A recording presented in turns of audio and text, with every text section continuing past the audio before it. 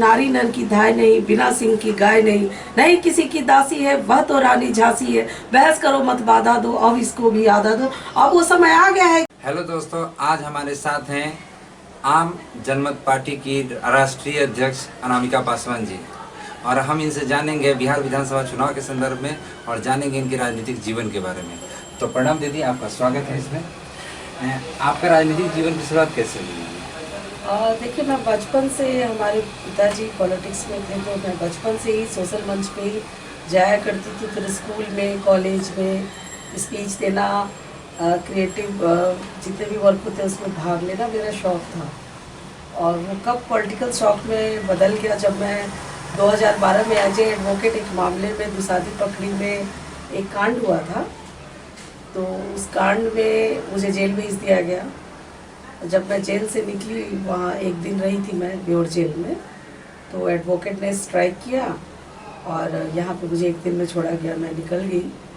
और 2009 में ऐसे मैं जनरली, पिताजी कांग्रेस में थे तो मैं भी कांग्रेस पार्टी में आ जाया करती थी और मैंने ज्वाइन कर लिया था। पर 2012 के बाद मुझे कांग्रेस में प्रदेश उपाध्यक्ष बनाया गया दलित प्रकोष्ठ का। उसके बाद मैं काम कर रही थी। इसी बीच में 2004 से 2010 तक बाबा चौहरमल स्मारक समिति के अंतर्गत बहुत सारी योजनाएं चलाई मैंने, जिसमें पटना सिटी के लगभग 1000 कलाकारों को मैंने टेक्निकली ट्रेनिंग दिलवाकर और उन्हें स्वरोजगार की ओर जोड़ा। और प्लस उनका बहुत सारा काम हुआ था उस समय, बहुत काम करती थी मैं पढ़ते हुए भी। फिर वकालत करने के बाद फिर मेरी शादी हो गई 2010 में। उसके बाद 2015 में आप लोगों को याद होगा कि कांग्रेस जदयू की तरफ चली गई और मांझी जी इस्तीफा दे दिए। तो मैं सिविल कोर्ट में उस समय थी जब मांझी जी आए हुए थे, तो मैंने उस समय उनसे मुलाकात हुई। फिर मैंने कहा कि सर मैं आपको ज्वाइन करूँगी, और फिर मैंने जितेंद्र राम मांझी जी को ज्वाइन किया। वहाँ पे हम सभी ने मिलकर, उसमें बहुत सारे लोग, उसमें बहुत सारे नेता भी थे हम पार्टी में, तो सबने मिलकर और हम पार्टी बनाया। हम पार्टी में मैं एज ए कोषाध्यक्ष, प्रदेश महिला अध्यक्ष, प्रदेश प्रवक्ता और कोर कमेटी में मैं चारों पद पर थी। ब्रह्मदेव पासवान जी आपके पिताजी हुए, जो कोर कांग्रेसी हैं, उनका आपके जीवन पर क्या असर रहा? मेरे पिताजी बहुत ही संघर्षशील नेता में उनका नाम आता है, और बहुत मेहनत करके उन्होंने अपनी पढ़ाई लिखाई, खुद काम करते थे तो पढ़ाई पूरी हुई उनकी। फिर उन्होंने भूमि विकास बैंक में जॉब किया, section as a section officer. उसके बाद बाबा चौहरमल महोत्सव जो मेला लगता है मोकामा में, उसे 40 वर्षों से वो सींच रहे, 40-41 वर्ष हो गए। और मैं अभी बचपन से ही चौहरमल मंच पर पिताजी के साथ जाया करती, चाहे वो मंच पे लालू जी हो, शत्रुघ्न सिन्हा आए हो या कोई भी नेता आए हो, तो मैं मंच पर होती थी और मेरा छोटा सा स्पीच या स्वागत गान हर साल होता था वहाँ पे। तो मुझे इस तरफ इंटरेस्ट मेरा बढ़ता गया और मैं पूरी तरह से अब तो वकालत कोर्ट भी कम चाहती हूँ, अब पूरी तरह से मैं पॉलिटिकलाइज हो गई हूँ। यानी आपके पिताजी से आपको क्या सीखने को मिला? ये देखिए, मेरे पिताजी से एक ही चीज़ मिला है सीखने को, कि जीवन में संघर्ष सबसे बड़ी चीज़ है। जो संघर्ष करते हैं, जैसे राजनीति दो तरह के लोग करते हैं। एक तो है कि कैसे भी कुछ भी करके, पैसे देकर या कुछ भी करके वो विधायक सांसद बन जाए, वो पॉलिटिक्स नहीं है। पॉलिटिक्स या नेता, अगर नेता का मायने पूछा जाए तो नेता का मतलब वो होता है जो किसी भी वर्ग को, समाज को नेतृत्व दे दे, वो नेता होता है। और हमने पिताजी से यही सीखा है। उन्होंने बाबा चौहरमल का जो मंच, जो 1980 में उन्होंने संभाला, उनका बहुत कम उम्र था, उस समय 200-250 लोग आते थे। और आज कम से कम पासवान समाज के 4 से 5 लाख लोग वहाँ इकट्ठा होते हैं। एक मंच तैयार हुआ जहाँ वो इकट्ठा होते हैं, एक निर्णय ले सकते हैं और अपनी ताकत को पहचान सकते हैं। उन्होंने बाबा चौहरमल को हर जिले में, हर प्रखंड में, हर राज्य में पहुंचाने का प्रयास किया। तो ये इनका काम, ये रहे ना रहे, ये इनका काम अमर है। तो इस तरह के कोई भी काम एक जब आप कर देते हैं, नेतृत्व देते हैं अपने समाज को या अपने क्षेत्र को, तो मेरा मानना यही है कि वही नेता है। नेता का मतलब वही है। दीदी, बिहार में महिलाएं, खासकर भारत और बिहार में महिलाओं को शादी के बाद कई तरह की समस्याएं आती हैं, तो क्या आपको ऐसा आया कि नहीं आया? नहीं, मेरे पास नहीं आया, क्योंकि हमारे जो हस्बैंड है डॉक्टर अमन प्रसाद, वो बहुत खुले विचार के हैं। और मैंने शादी से पहले भी बता दिया था इनकी फैमिली को कि मैं पॉलिटिक्स ही करूँगी। तो मेरा बचपन से ही शौक चढ़ गया था कि मैं पहले वकील बनूँ फिर पॉलिटिक्स करूँ, मैं मुझे दोनों काम पूरे करने थे। तो मेरे ससुराल के या मैं की तरफ के कोई भी लोग मेरे काम में कभी रुकावट नहीं देते, चाहे मैं क्षेत्र में 3 दिन रह जाऊँ 4 दिन रह जाऊँ। मेरे छोटे छोटे बच्चे, इवन मेरी सासू माँ भी अच्छी, वो भी हमारे बच्चे को रख लेती है और रह भी जाती है वो, और मैं पब्लिक के काम में छुट्टी रहती हूँ। दलित राजनीति को जो सबसे बड़े पुरोधा माने जाते हैं, जैसे कि जीतन राम मांझी, आपने उनके साथ काम किया, तो आप उनके साथ आपका संबंध कैसा रहा? अच्छा रहा। मैं बिल्कुल अपने पिता जैसा मानती थी और आज भी मानती हूँ मांझी जी को। व्यक्तिगत कहा जाए तो बहुत अच्छे संबंध है हमारे, और पार्टी छोड़ना अलग बात है। पार्टी तो राजनीति तो विचारधारा से होती है, हमारी विचारधारा वहाँ पे नहीं मिली, इसलिए मैंने पार्टी छोड़ दिया वहाँ पे।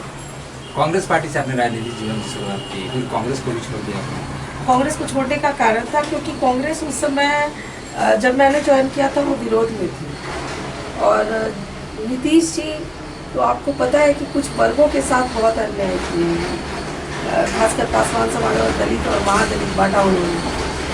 तो जब कांग्रेस चली गई जदयू के साथ, और मुझे लगा कि एक दलित नेतृत्व बिहार में जाग सकता है। जीतन राम मांझी जी ने जैसे इस्तीफा दिया और जिस तरह से बोल्ड होके वो मुखर हुए, तो मुझे लगा कि एक 40 वर्षों से राजनीति कर रहे रामविलास पासवान को मात देने के लिए कोई तो है ऐसा बिहार में जो दलित समाज को जगा भी सकता है और उनका नेतृत्व भी कर सकता है। इसलिए मैंने जीतन राम मांझी को ज्वाइन किया था, क्योंकि दलित समाज के नाम पर आज वो लोग, रामविलास पासवान जैसे लोग राजनीति जरूर की है, लेकिन उन्होंने कभी भी दलित समाज को जगाने का काम नहीं किया, कोई ऐसा क्रिएटिव वर्क नहीं किया। खासकर दलितों के साथ जितना भी अत्याचार अन्याय होता है, कभी मुखर होकर वो बोलते नहीं है। कभी भी जैसे एट्रोसिटी एक्ट का मामला हो या रिजर्वेशन इन प्रमोशन का मामला हो, अभी जैसे रेलवे को प्राइवेट कर दिया गया, वो उस समय सरकार में थे। अब आप सोचिए कि इस तरह के काम का वो विरोध भी नहीं कर सकते हैं। ये अब बाद में मुझे महसूस हुआ कि जीतन राम मांझी या रामविलास पासवान जो अपने आप को दलित नेता कह रहे हैं, दलित नेतृत्व संभाल रहे हैं, वाकई में ये लोग कृपा पर राजनीति कर रहे हैं। अपने जो निजीकरण हो राजनीति, वो दलित विरोधी मानती है उसको, क्यों? ये दलित विरोधी क्या, हर चीज का विरोधी है ये जो युवा तैयारी करते थे। आप देखते होंगे कि रेलवे, खासकर रेलवे जो हुआ करता था, बिहार, उत्तर प्रदेश और कोलकाता के लोग जो है वो ज़्यादातर युवा रेलवे को ज्वाइन करना चाहते थे। हम जब भी संडे को जाते थे तो ट्रेन में इतनी भीड़ होती थी, मारामारी होती थी, बैठने के लिए एग्ज़ाम देने जाया करते थे। अब वो किस बेस पे एग्ज़ाम देने जाएंगे, क्या तैयारी करेंगे? कुछ तो सपने लेकर युवा पढ़ते हैं और एग्ज़ाम देते हैं। अब वो निजीकरण कर दिया उन्होंने रेलवे का भी। रेलवे का अपने आप में सरकार हुआ करती थी, करोड़ों लोगों को वहाँ से रोजगार मिला हुआ था।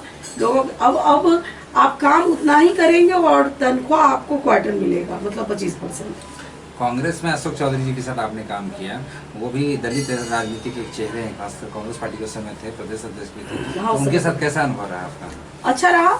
उस समय तो मैं नई पार्टी मैंने ज्वाइन की थी और मैंने कुछ सिखाई है, पर कुछ ऐसी नीतियाँ होती हैं पार्टियों की जो मुझे समझ में नहीं आती। अशोक चौधरी का भी जदयू में चले गए हैं, मंत्री भी वहाँ बन गए हैं, तो आपको लगता है वो दलित राजनीति को आगे नहीं बढ़ा सके, व्यक्तिगत जीवन को आगे बढ़ा सके? हाँ, वो व्यक्तिगत जीवन, देखिए अभी जितने भी पॉलिटिकल पार्टियों में जो दलित नेतृत्व वाले लोग हैं, चाहे वो जीतन राम मांझी हो या रामविलास पासवान हो, वो अपने समाज को एस्टेब्लिश करने के लिए या समाज के लिए काम नहीं कर रहे हैं। वो जो भी कर रहे हैं वो अपने परिवार के लिए करना चाह रहे हैं। मैंने तो यही महसूस किया है। कहने की कोई बात नहीं है, रामविलास पासवान जी के यहाँ 4 सांसद हैं। अब जीतन राम मांझी जी को भी देखिए, उन्होंने एनडीए को छोड़ा, फिर महागठबंधन ज्वाइन किया, सिर्फ एक ही शर्त पर कि उनके पुत्र को एमएलसी बना दिया जाए। तो इसका मतलब है कि वो अपने समाज को एस्टेब्लिश करने के लिए, अपने समाज को देने के लिए राजनीति नहीं कर रहे हैं। ऐसा लगता है कि बस वो विधायक और सांसद बनने के लिए राजनीति कर रहे हैं। उन्होंने जब अपने पुत्र को एमएलसी बनाया, संतोष जी को, तो उस समय तो आप पार्टी में ही थी, आपने विरोध क्यों नहीं किया? देखिए, हम लोग विरोध कर सकते थे और कर भी रहे थे, लेकिन क्या लगता है कि हम जैसे कार्यकर्ताओं की बात एक राष्ट्रीय अध्यक्ष मानते? उस समय तो एक होड़ थी कि महागठबंधन में जाना है और जीतन राम मांझी जी तैयार नहीं थे, लेकिन कुछ पार्टी के लोग, जैसे हम जैसे लोग, ये चाह रहे थे कि वो महागठबंधन में चले जाए। तो वहाँ पे जो कुछ भी बातें, वो पिताजी भी उस समय थे उसी पार्टी में, लालू जी से बात की, लालू जी ने तुरंत हाँ कह दिया कि ठीक है, संतोष सुमन को अगर वो चाहते हैं तो हम बना देते हैं, आप लोग आज वहाँ करते हैं, इसी बात पे तय हुई थी। और अपने पुत्र के लिए उन्होंने पार्टी का चेंज किया। अब देखिए, अब ये चुनाव आया है, अब वो फिर पाला बदल रहे हैं। मांझी जी अब जदयू में चले गए, अब महागठबंधन से फिर जदयू में चले गए, तो ये जो दल बदल जो चल रहा है वो किस तरफ जा रहा है? देखिए किस तरफ भी जा रहा है, सभी को बस एक ही चिंता है कि हमारी कुर्सी कैसे बचे, क्यों कोई ये लोग जनता के लिए सोचते ही नहीं है। मैंने तो यही महसूस किया है। जीतन राम मांझी जी भी अब हमको लगता है कि वो वही सोच रहे हैं कि शायद ये मेरा अंतिम चुनाव हो, मैं अपने परिवार को स्टैब्लिश कर दूँ। रामविलास पासवान जी भी यही सोच रहे हैं कि मेरे जीते जी मेरा बेटा उप मुख्यमंत्री या मुख्यमंत्री बन जाए। किसकी राजनीति हो रही है? आज जो चिराग विरोध कर रहे हैं नीतीश जी का, क्या है वो कुछ भी नहीं है। वो अपने आप को बस आगे लाना चाह रहे हैं कि मैं बिहार की राजनीति करता हूं और मुझे भी डिप्टी सीएम या सीएम के चेहरे के लायक समझा जाए, इसके लिए वो विरोध हो रहा है। आप महिला हो के आम जनमत पार्टी नामक आपने संगठन बनाया, पॉलिटिकल पार्टी है ये, तो आप हमारे दर्शक को बताएंगे कि आपको डर नहीं लगा कि इतनी भीड़ में, जब पार्टियों की भीड़ है, आप एक नई पार्टी की शुरुआत कर रही हैं? नहीं, डर की क्या बात है। मेरा तो मानना है कि महिलाएं आज वो हर क्षेत्र में परचम लहरा रही है, तो राजनीति में क्यों नहीं? बिहार भारत की राजनीति को बिहार और उत्तर प्रदेश की राजनीति तय करती है। आपके बगल में उत्तर प्रदेश है, यहाँ पे भी दलित नेतृत्व है और उत्तर प्रदेश में भी दलित नेतृत्व है।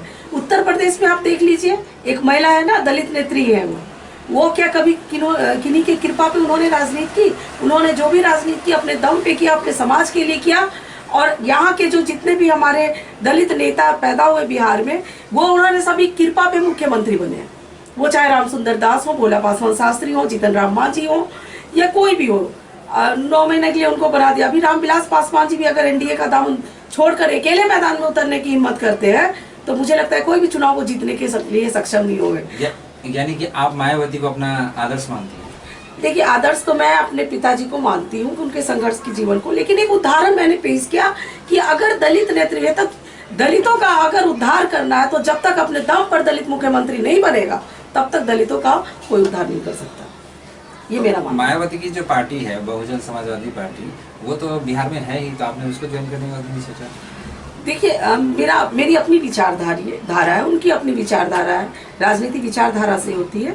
तो इसलिए मैंने अपनी पार्टी बनाई कि मैं संघर्ष करूंगी, लोगों के साथ जुड़ूंगी, लोगों के दुख दर्द को समझूंगी, और अगर मुझे सदन में मौका मिला तो उन सवालों को उठाऊंगी जो आजकल के विधायक कभी उस सवाल की तरफ देखते नहीं है, उस सवालों के जवाब नहीं ढूंढते हैं। वो कौन से सवाल हैं जिनके जवाब ढूंढना चाहते हैं? देखिए, वो बहुत तरह के सवाल है। ये बिहार है, बिहार में कहते हैं कि जहाँ उत्तर में बाढ़ है, दक्षिण में सुखाड़ है, बीच में मारधार है, गद्दी पर बैठा नीतीश कुमार बिल्कुल बेकार है, यही हमारा बिहार है, यही हमारा बिहार। ये बाहर के लोग भी कहते हैं, इस बात को मानते हैं।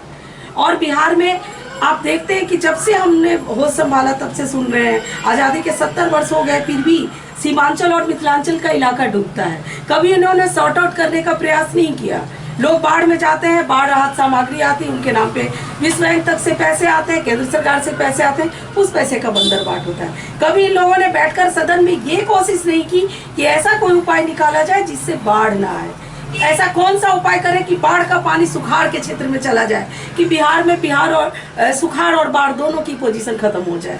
ऐसा कभी इस तरह, अभी देखिए जितने भी विधायक जीत कर जाते हैं, चाहे वो दलित हो या गैर दलित हो, वो किसी ना किसी बड़े पार्टी की बदौलत जीत के जाते हैं या उनके ऊपर बड़े नेता होते हैं। और सदन में वो लोग इसलिए मुखर होकर नहीं बोलते हैं, वो जानते हैं कि अगर मैं मुखर होकर बोलूँगा या ज़्यादा क्षेत्र में काम करूँगा तो अगले बार मेरा टिकट कट जाएगा। मुझे ये डर नहीं है, मुझे मांगने वाले की लाइन में खड़ा नहीं होना है। अपना हक है, अधिकार है मेरा, और मैं जनता के पास, जनता मालिक है ना, कोई नेता मालिक नहीं है, कोई पार्टी मालिक नहीं है। कहते हैं लोग कि बड़े पार्टी से टिकट लीजिए तो जीत के आप जाएंगे। जो यही मसला मैं जनता को अभी अवेयर कर रही हूँ कि जब आप बड़े पार्टी को वोट देने का आप सोचते हैं या बहिष्कार करते हैं, तो उससे कुछ होना चाहिए नहीं। बड़े पार्टी के बदौलत जब कोई नेता सदन में चले जाते हैं, तो वो इस बात को सोचते हैं कि मैं बड़े पार्टी के या बड़े नेता की बदौलत जीतकर विधायक बनाऊं, तो वो खर्चा करते हैं पैसा, फिर पैसा 5 साल कमाते हैं। वो जनता के, वो मानते नहीं इस बात को कि मैं जनता की बदौलत जीत कर गया हूँ। अनामिका दीदी, आप ये बताइए कि अभी जो बाढ़ आया उसमें देखेंगे 70 घाट पुल का अप्रोच लिंक ढह गया, और भी कई जगह पर देखिए समस्तीपुर की बात कर रही हूँ मैं, वहाँ पे जटमलपुर इलाका पूरा डूब गया। मैं गई थी वहाँ पे, मैंने राहत सामग्री भी बांटी थी और वहाँ पे प्रशासन की तरफ से कोई भी मदद वहाँ की पब्लिक को नहीं मिली। कुछ गांव ऐसे हैं, ऐसा नहीं है कि पूरा जिला डूबता है, कुछ क्षेत्र ऐसे नदी से सटे हुए इलाके होते हैं जो डूबते हैं। तो क्यों ना, जितना आप राहत सामग्री में पैसा आती है, केंद्र से आती है, विश्व बैंक से आती है, तो कभी क्यों नहीं सोचा गया कि ऐसा कोई उपाय किया जाए कि बाढ़ का पानी गांव में ना घुसकर कोई ऐसे जगह स्टोर कर दिया जाए जो बाद में खेती के काम आ सके। कभी ऐसा नहीं सोचा, ना कि विधायक ने सोचा, कभी ना सांसद ने सोचा। तो आप ये जो इसमें भ्रष्टाचार देखती हैं या नहीं देखती हैं? पूरा भ्रष्टाचार है, हर जगह भ्रष्टाचार है। आप सचिवालय चले जाइए, कोई कार्यालय चले जाइए, ब्लॉक चले जाइए, डीएम ऑफिस चले जाइए, हर जगह आपको भ्रष्टाचार। नीतीश जी ने कहा था मैं भ्रष्टाचार हटाऊंगा, उनके रीजन में इतना अवसरवादिता हो गई है कि आज कहीं भी, अभी आप देखिए बिहार का, वो कह रहे हैं कि हमारा पूरा इंदिरा आवास बन गया। आप हमारे साथ गाँव चलिए, आपको ना शौचालय योजना दिखेगी और ना ही इंदिरा आवास के मकान दिखेंगे। जो लोग 30,000 रुपया देते हैं उनके मकान बनते हैं, जो नहीं देते हैं उनके नहीं बनते। इस बात को कौन देखेगा? हॉस्पिटल बने हुए हैं, वहाँ कोई डॉक्टर बैठता नहीं है, डॉक्टर है तो दवाई नहीं है, इस बात को कौन देखेगा? वहाँ के विधायक सांसद का ही तो काम था इस देखने का। कोरोना महामारी में चुनाव का सभी पार्टियां विरोध कर रही हैं, तो क्या आपकी पार्टी इसका विरोध कर रही है या वो नीतीश जी के साथ जा रही है? देखिए, इन लोगों को चिंता नहीं है, ना पब्लिक की चिंता है और ना ही यहाँ की जनता किस बदहाली में है उसकी चिंता है। इनको बस इस बात की चिंता है कि चुनाव हो जाए और हमारी सरकार बन जाए। नीतीश जी को सिर्फ ये प्रश्न ये है दीदी कि वर्तमान में जो सरकार चाह रही है नीतीश जी की सरकार को, वो चुनाव कराए, तो क्या आप नहीं, मैं इसमें बिल्कुल सहमत नहीं हूँ। अभी देखिए बिहार की चुनाव है और बिहार में बाढ़ की पोजीशन भी है और दूसरी तरफ कोरोना महामारी भी बहुत तेजी से बढ़ रही है। तो इन दोनों चीज़ों को देखते हुए चुनाव को भी रोक देना चाहिए और यहाँ राष्ट्रपति शासन लागू करके जब तक इसका कोई उपाय नहीं आता है, कोरोना वायरस का, इसका वैक्सीन नहीं आता है या कोई अन्य दवाई नहीं आती है इसकी, तब तक के लिए चुनाव रोक देना चाहिए। बिहार विधानसभा में 243 सीट है, तो कितने सीटों पर आपकी पार्टी तैयारी कर रही है? जी हम तो देखिए अभी युवाओं और महिलाओं को ही तवज्जो दे रहे हैं और मेरा तो, अगर मुझे 243 सीटों पर कैंडिडेट मिल जाते हैं तो मैं 243 सीट पर कैंडिडेट उतारने के लिए। यानी आप चैनल के माध्यम से जो देखने वाले लोग हैं उनको संदेश देना चाहती हैं कि जो लोग राजनीति में आना चाहते हैं? बिल्कुल बिल्कुल, जिनको मौका नहीं मिलता है, क्योंकि आज का जो टिकट है दो तरह से मिलती है, या तो आप चमचागिरी कीजिए या आप पैसे देकर टिकट लेके आइए मैदान में। तो मैं, जो भी लोग राजनीति करना चाहते हैं, इच्छुक है, जो समाज के लिए कुछ करना चाहते हैं, क्योंकि बहुत जो नॉन पॉलिटिकल लोग होते हैं उनका मानना है कि राजनीति गंदी होती है।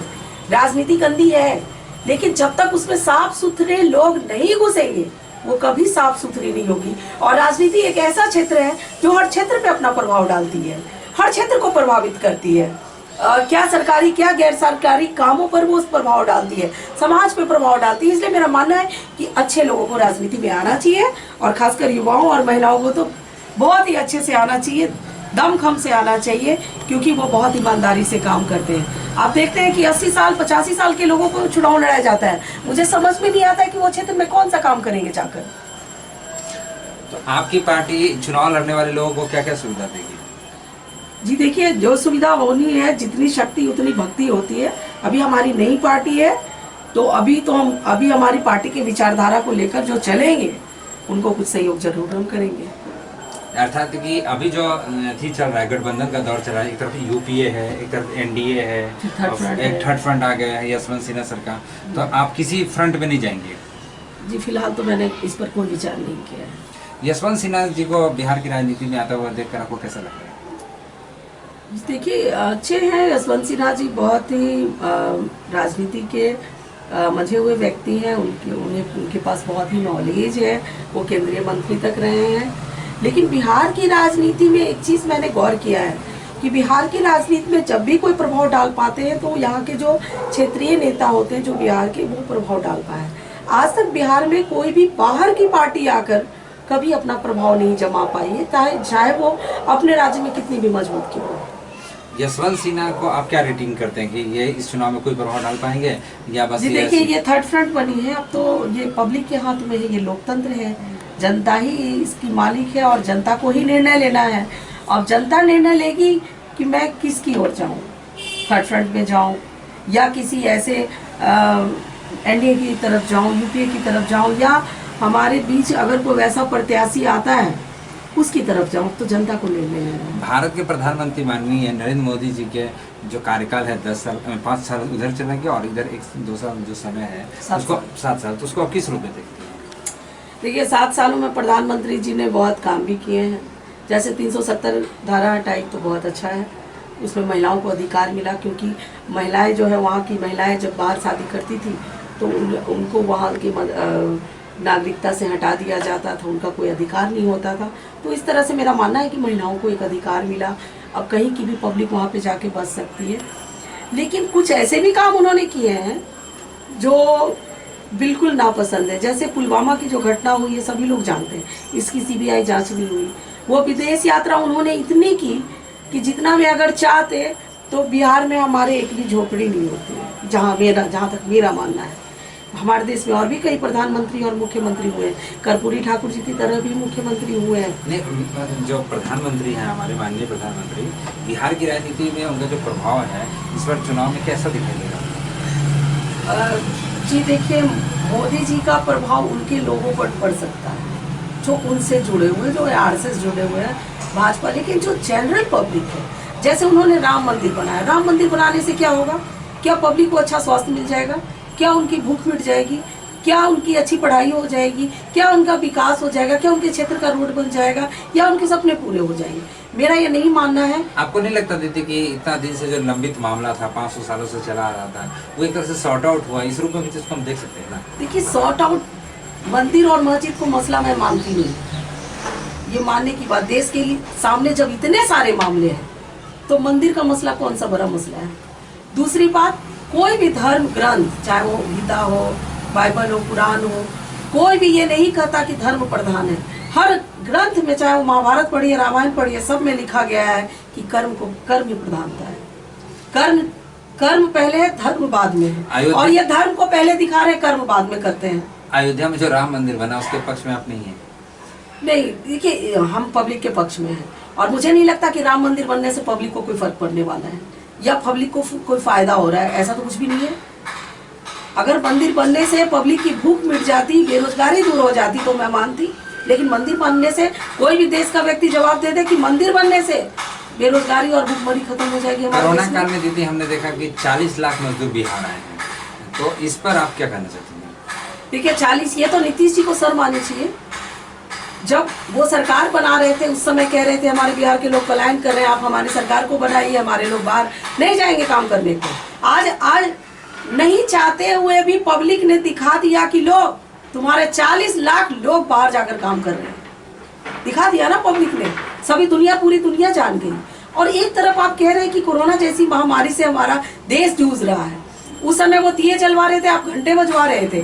पूरे वर्ल्ड की जो कंट्री है वो इस समय हॉस्पिटल बना रही है और आप मंदिर बनवा रहे हैं, ये कैसे मीडिया बना? ये सोचने वाली बात। आप वो जो जागरूकता, कोरोना की जागरूकता के लिए जो घंटी बजवाया या जो भी किया, तो उसके आप पक्ष में नहीं है? नहीं, क्योंकि वो उसका उपाय नहीं था उस समय। अभी असली उपाय उस समय जो देश की डिमांड थी ना, जो पब्लिक लॉकडाउन की वजह से पड़े, उसका सॉर्ट आउट करना था। दूसरी तरफ आपने एकाएक ही कर दिया लॉकडाउन, देश को मौका भी नहीं दिया कि माँ से बेटा बिछड़ रहा है, बेटा माँ से बिछड़ रहा है, कोई पब्लिक कहीं पे काम कर रही है और एकाएक पूरा देश लॉकडाउन। कितने लोगों को समस्याएं हुई हैं, कितने लोगों की जाने का ये जवाब दे सकते हैं? इसके लिए मोदी जी है, उनके पास ये जवाब। लॉकडाउन करना ही था तो उन्होंने जब पहली बार किया था 23 तारीख को, वो समय देते कि भाई मैं 4 दिन का समय देता हूँ जिसको जहाँ पहुँचना है। फिर हमारे बिहार के मजदूरों को बॉम्बे से पैदल तो नहीं आना पड़ता, हरियाणा से पैदल नहीं आना पड़ता, दिल्ली से पैदल। और उसकी वजह से जो भीड़ जमा हुई, हमारे बिहार में उस समय कोरोना का मामला तो था नहीं, 1-2 मामले आए थे। आज कितने मामले बिहार में? डेली 3000 कोरोना के पेशेंट आ रहे हैं। क्यों आ रहे? क्योंकि हमारे जो बाहर से लोग आए उनकी लाने की अच्छे से व्यवस्था नहीं है। ये जो 40 लाख लोग आए हैं, क्या उनको रोजगार मिल पाएगा बिहार में? नीतीश जी जो पहले से रह रहे हैं बिहार में, उनको रोजगार नहीं है। कहाँ पे वैकेंसी है? कोई भी क्षेत्र बताइए जहाँ पे वैकेंसी निकलती है। जो लोग काम कर रहे हैं उनको अच्छी नौकरी तो मिली, लेकिन उनके तनख्वाह के नाम पे रबड़ की रोटी दी जा रही है, जिससे उनका पेट नहीं भर सकता। आप देख लीजिए हमारे नियोजित शिक्षकों को, आप देख लीजिए टोला सेवक को, आप देख लीजिए आशा ममता को, आप जीविका को देख लीजिए, 1500 रुपया देते थे और महीना भर खटाते हैं। 1500 रुपया में क्या उनके पूरे परिवार का पेट भर जाएगा, उनका घर चल जाए। अभी एक नया मामला आया दीदी कि सुशांत सिंह राजपूत का, जो कि बिहार में काफ़ी चर्चित रहा क्योंकि बिहार के वो एक्टर थे और मुंबई में उनका जो निधन हुआ, उसके संदर्भ में आपकी पार्टी का क्या स्टेप है? जी देखिए, सुशांत सिंह का मर्डर हुआ या वो सुसाइड किए तो सीबीआई जांच कर रही है। और जो भी हुआ वो बिल्कुल गलत हुआ, क्योंकि कोई भी हमारे बिहार से व्यक्ति जाकर जब दूसरे राज्यों में अपने आप को स्थापित करते हैं तो वो वाकई में बिहार के लिए एक शान की बात होती है। लेकिन ठीक है, सीबीआई जांच कर रही है, लेकिन हमारे बिहार में कई ऐसे मुद्दे हैं जिनको उठाने की आवश्यकता है। ठीक है, हमारी पार्टी भी समर्थन करती है कि उस मामले की गहन जांच होनी चाहिए, अपराधियों को सजा मिलनी चाहिए। लेकिन बिहार में हमारे यहाँ जहाँ डेली मर्डर हो रहे, बलात्कार हो रहे, बलात्कार की इतनी घटनाएं हो रही हैं। दरभंगा में अभी 2.5 साल की बच्ची का बलात्कार हुआ है। आप ये कहना चाहती हैं दीदी कि ये जो सुशांत सिंह राजपूत का जो मामला है, मीडिया ने उसको ज़्यादा कवरेज दिया जितना उसकी जरूरत नहीं थी? देखिए, मीडिया तो आज की मीडिया बिल्कुल अलग है। अगर उनको लगता है कि सुशांत सिंह राजपूत का मामला ज़्यादा हाईलाइटेड है, लेकिन मैं तो मीडिया को कहना चाहती हूँ कि हमारे बिहार में और भी समस्याएं हैं, उनको भी दिखाया जाए। उनके लिए तो बहुत लोग सपोर्ट में हैं, हम लोग भी सपोर्ट में हैं कि उनको सज़ा मिले। उनकी वजह, मतलब जिसकी वजह से उनकी डेथ हुई है, उनको सज़ा मिले, हम लोग भी सपोर्ट में, विरोध नहीं है। लेकिन मीडिया जितना वो दिखाती है, वो मीडिया बिहार की बदहाली हालात को भी दिखाए जो हमारे देश को जानना चाहिए। अभी दीदी बिहार में स्टूडेंट्स ऑफ इंजीनियरिंग, जो बीपीएससी ने इंजीनियरिंग छात्रों पर लाठीचार्ज किया, जिसमें कांग्रेस के कुछ कार्यकर्ता लोग जेल भी गए, इस संदर्भ में आप क्या कहना चाहती हैं? तो बिहार सरकार के पास अब रह क्या गया है? आप जब अपना हक मांगिएगा वो लाठी मारेंगे। और यही नीतीश कुमार है ना, जो अपने आप को जेपी आंदोलन का सामाजिक न्यायवादी नेता कहते हैं, आज वो यही लाठी खिलवा रहे हैं। अपना समय भूल गए कि जब ये छात्र थे तो ये भी दंगे करवाते थे, ये भी हड़ताल करवाते थे, ये भी धरने पे बैठते थे। उस समय तो ये हालात नहीं थे कि हमारे जैसे लोगों को संवैधानिक अधिकार है हमारा धरना प्रदर्शन करना, गैर संवैधानिक नहीं है।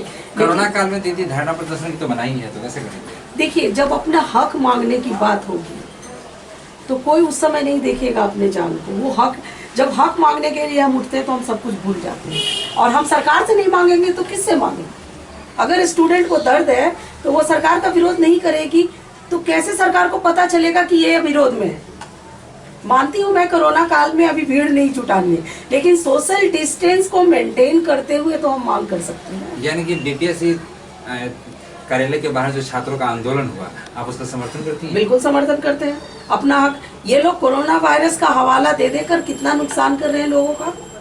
आज लोगों के पास रोजगार नहीं है, लोग भूखे मरने की पोजीशन में है। उसके लिए कहाँ सरकार सोच रही है? इन्होंने कह दिया दुकानें बंद।